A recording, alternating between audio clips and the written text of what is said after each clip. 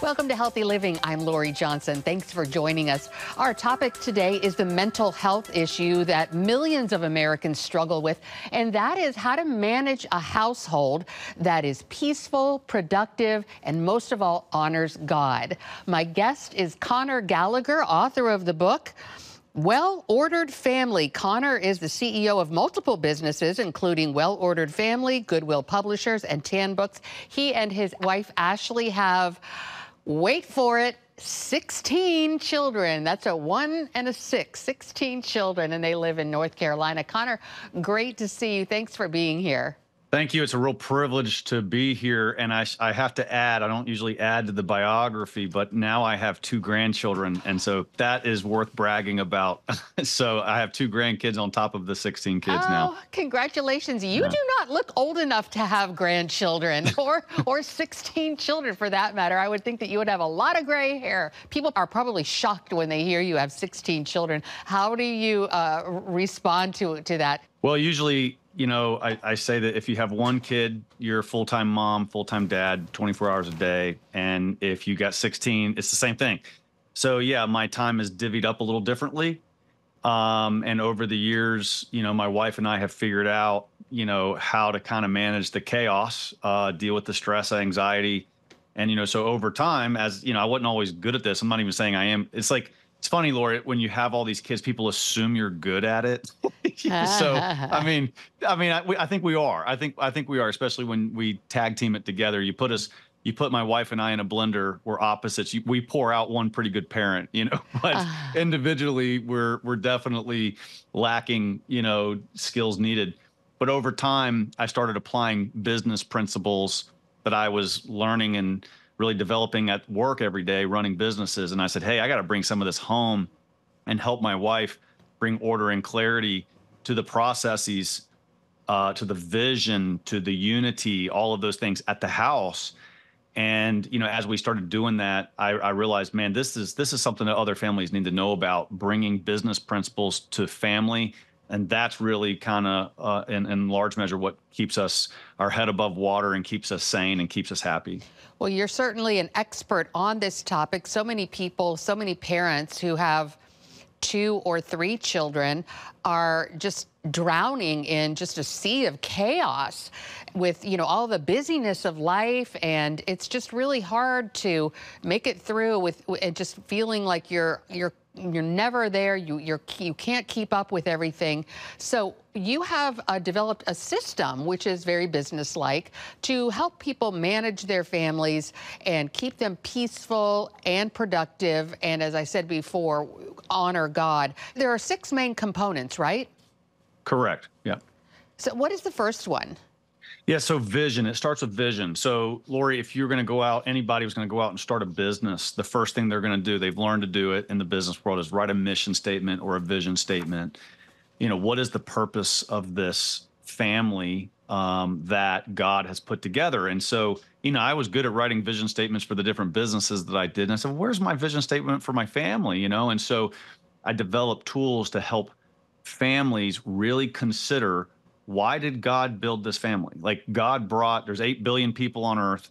God chose me and this girl named Ashley and put us together and gave us all these kids. And every family has that story. And so I really started saying, what is the vision that God has for our family? And vision, Lori, is not the same thing as sight, right? So I can see this microphone in front of me. I can see my can of water right here in front of me. But vision is the ability to see that which is not yet there. It's a visionary. It's like a mystic, someone who has an apparition. They are seeing that which is capable of being, but is not really yet in front of them. And I think amidst the chaos and stress that you're talking about that families go through, having a vision of what your family can become takes imagination and prayer and creativity and teamwork. And so the first part is vision, and it's probably the single most important part of the entire system. Can you give me an example of what a vision statement for a family would look and sound like? Yeah, so our vision statement is the purpose of the Gallagher family is to help each other become holy so that we can all achieve our God-given vocations. We aim to achieve this by prayer, charitable interactions, and humility. Period. That's it. So that took us time to craft, and it changes and it evolves. And, you know, sometimes we say it a little differently. It is written out on a beautiful form that we have, and it's on our wall. But that's an example of what is the purpose of the family that God put together. And then I like to add, we aim to achieve this by. So you have a couple little extra phrases there saying, how are you going to accomplish this?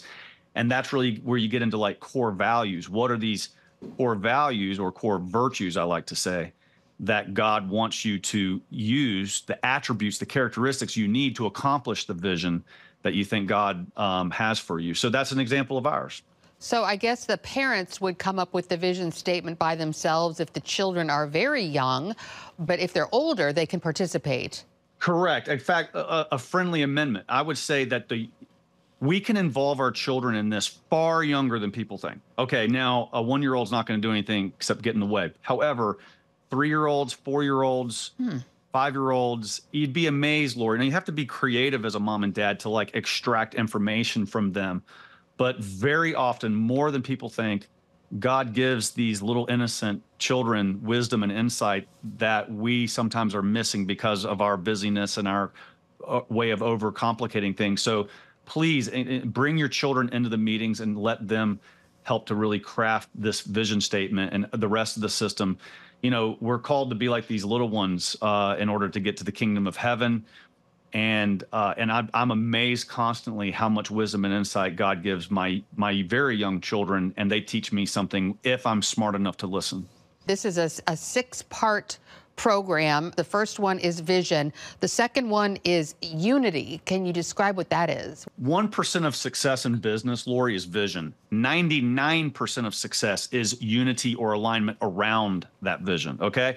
So coming up with a nice vision statement ain't so hard. What's hard is keeping the team aligned around it. So while vision's like the most important fundamentally, on the practical side, getting people aligned around it. So how do you do that? Meetings. You have to have meetings with your team, your staff, to make sure you're on the same page. So I've created agendas for a family meeting, different types of family meetings you should have throughout the year. And I've made them really simple, really basic so that they're not cumbersome. And I think it really helps the family literally get on the same page because I have agendas where you fill out different things depending on the type of meeting. Look, you have to have meetings in sports. You call it practice. You got to have meetings in a symphony. You call that rehearsal. You got to have meetings in a business. You call them meetings. Well, you got to have meetings with your family if you want to stay on the same page. I just love that. And so how often do you have the meetings? When I was growing up, we had a meeting every single night around the dinner table. We talked about family issues, but people don't really seem to do that anymore. When do you have the family meetings? Well, the first one I do is I call a weekly family huddle. So Sunday night, it's like a 10-minute or less. And I actually say, everyone pull out their cell phones. It's the only time you're going to ever hear me say that to my teenagers. It's a logistics meeting. The purpose is to say, what do we got coming up this week? And when you're busy and you got sports and you got meetings and you got all these things out the week, it's really good to get on the same page. And we have a little prayer and we say, okay, what are the obstacles or challenges this week that could kind of pull us apart? And what are the opportunities to pull us together? So it's mostly a logistics meeting, but then we also kind of touch on some of the spiritual stuff. And then we have quarterly meetings where we go through quarterly goals and rocks. We call them rocks or big goals for the quarter. We have an annual meeting where we talk about the bigger things, the vision, the core values, some of the other big side of things. So it kind of mirrors a corporate meeting agenda or meeting cadence. And those are some examples. It exactly. I've been in the corporate world for many decades, and that's exactly what we do. The annual meeting and then the smaller meetings, and it's so important that the team is unified. This is great stuff. It applies to business as well as families, small families and big ones like yours with as many as 16 children. The book, once again, is called Well-Ordered Family, and we're speaking with author Conor Gallagher. We're going to take a break and be right back with more. Stay with us.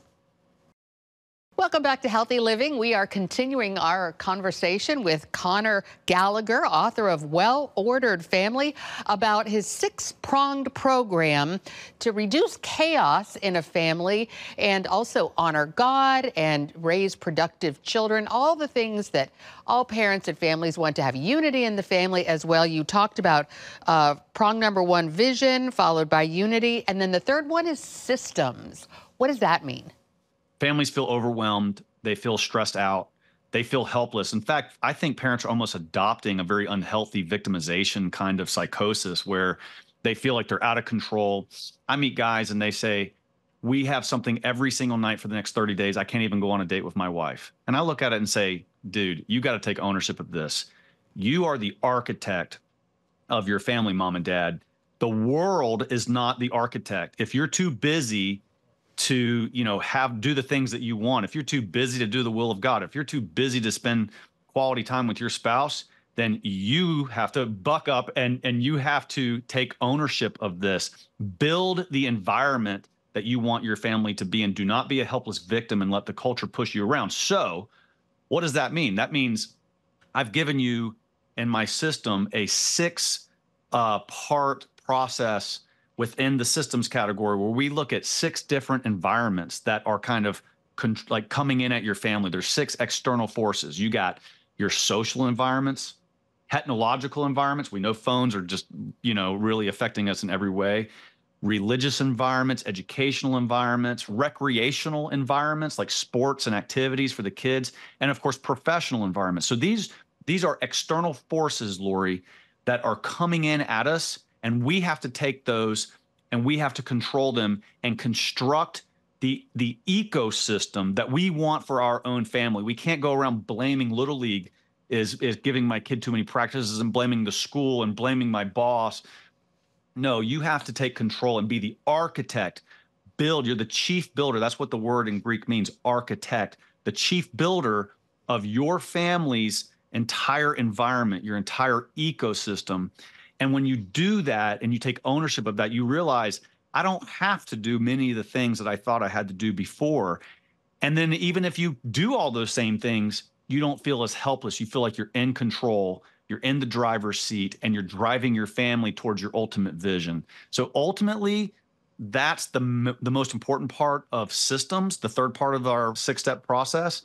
But then there's also little processes, Lori, like how to get the dishes done, how to get the yard work done, how to get the laundry done, all those little things.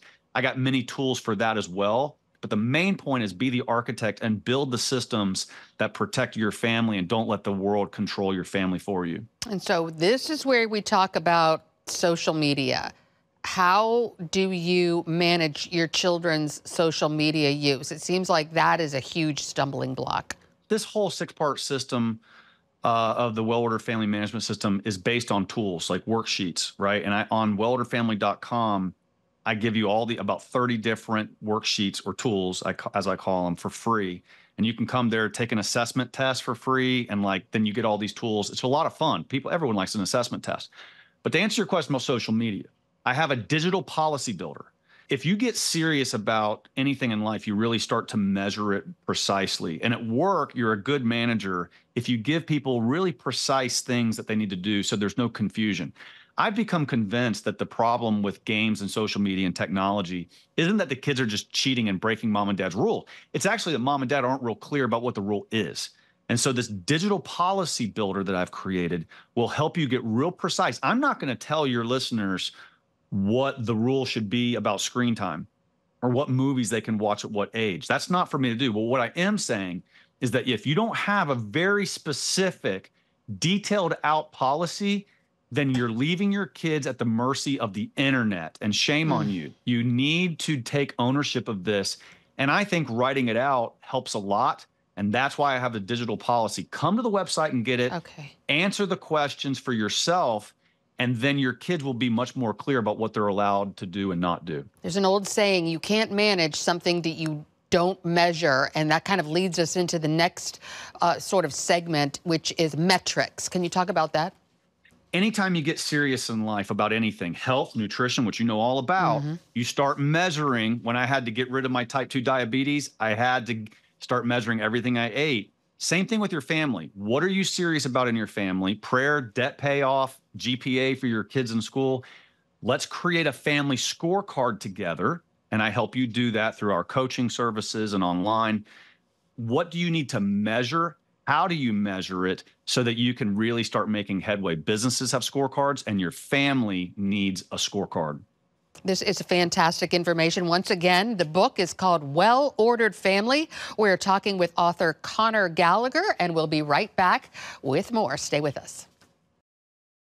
Welcome back to Healthy Living. We're talking with Conor Gallagher, author of the book Well Ordered Family, about his 6-pronged approach to managing families to reduce the chaos, increase productivity, and most of all, honor God. You went through so many of the prongs, and now another huge one is relationships. Can you talk about that? The only problem with family is family members, right? That's so It'd true. be a piece of cake if it wasn't for the people, and love and suffering go hand in hand. And the more you love somebody, the more they're capable of hurting you. And that's just the way that God designed it. We make ourselves vulnerable. So no wonder that family members are one of the things that is the greatest levels of stress and anxiety in our life. Now, in the professional world, we've gotten really good at giving assessment tests to figure out what somebody's strengths and weaknesses are and trying to build on their strengths rather than fix all their weaknesses. I mean, let's not make accountants the designers and let's not make the designers the accountants. I mean, we've figured that out over the last 60 years in business. And there's many assessment tests, Strength Finder, and many others that I could talk about, and I talk about in the book. What I'd started to do is, because I was giving these assessment tests to my employees all the time and really going through it when I was hiring somebody, I said, hey, let's go home and give these assessment tests to my spouse and kids. And it's fun. Everyone likes assessment tests. And so the relationships part of my 6-part system is all about figuring out who is the person that God created. And very often we get frustrated with the teenager because they're different than us, or they're different than the person that we wish God had made, especially with our spouse. That happens a lot. So when you really take the time, as employers do nowadays, with your family to say, who is this person that God created? Let's use these assessment tests to figure out who they are naturally. Then it helps you understand why they do the quirky things that they do. And it's fun to talk about. It helps them have a self-discovery process. And then when you have conflict, you can work through it a little better. So I created conflict resolution tools based on this so that you're able to really dissect an argument that you've had and figure out what's in the mind and heart of the other person. I think these kinds of things are very practical and very helpful. But at the end of the day, the main point of the relationships is let's fall in love with the person that God made rather than the person that we sometimes wish he would have made. That is so profound. And yes, it does apply to all of us. We need to work on those relationships. And finally, the 6th component is discernment. What do you mean by discernment? Well, we have decision making and problem solving that really affects every part of our life, particularly our family life. So my favorite definition of stress, and this is not a very clinical one, is this: stress is thinking about something when you don't want to. And what I mean by that is most of the things in life that really burn us out is because we start turning the wheels in our brain and we can't stop, and we dwell on things and they start eating away at our soul.